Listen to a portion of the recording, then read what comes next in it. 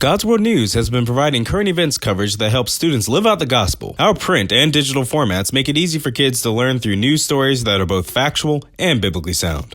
Good morning. It's Wednesday, March 2nd. Thanks for joining us on Top Story. Take a second to like us and subscribe to the channel as well. And then better yet, check out the full World Watch show for more news. We'll take a look at an organ overhaul, one with 17,000 pipes and some giant cats tossing train cars around like toys.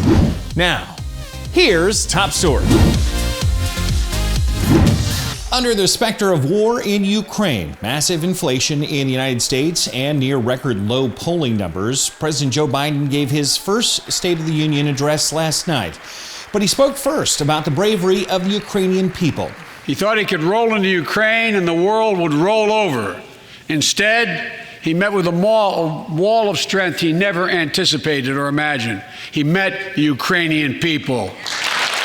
Gas prices have been steadily climbing since Biden took office and accelerated once Russia invaded Ukraine. So many pundits thought the president might change course on drilling for oil in the U.S. Instead, he doubled down on his Build Back Better plan, which focuses on green energy alone.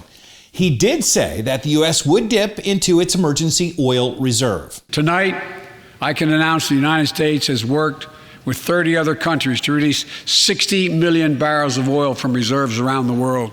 Energy experts calculate that would last about 3 days. The president also took a minute to praise outgoing Supreme Court Justice Stephen Breyer. An Army veteran, constitutional scholar, retiring Justice of the United States Supreme Court.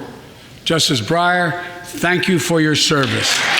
And he received bipartisan support while talking about kids staying in school. And our schools are open. Let's keep it that way. Our kids need to be in school.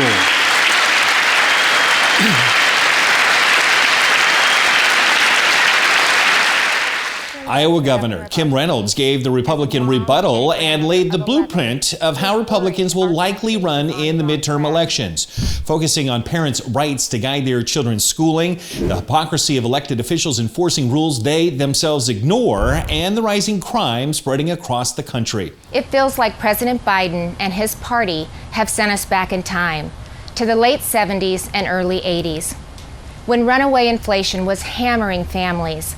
A violent crime wave was crashing our cities, and the Soviet Army was trying to redraw the world map. In a highly unusual move, Michigan Representative Rashida Tlaib, part of the president's own party, gave a response to. Make sure to check out the full site at worldwatch.news. You can try out the show free for a month. And thanks for watching, everybody. I'm the Big Bash. Remember, whatever the news, the purpose of the Lord will stand.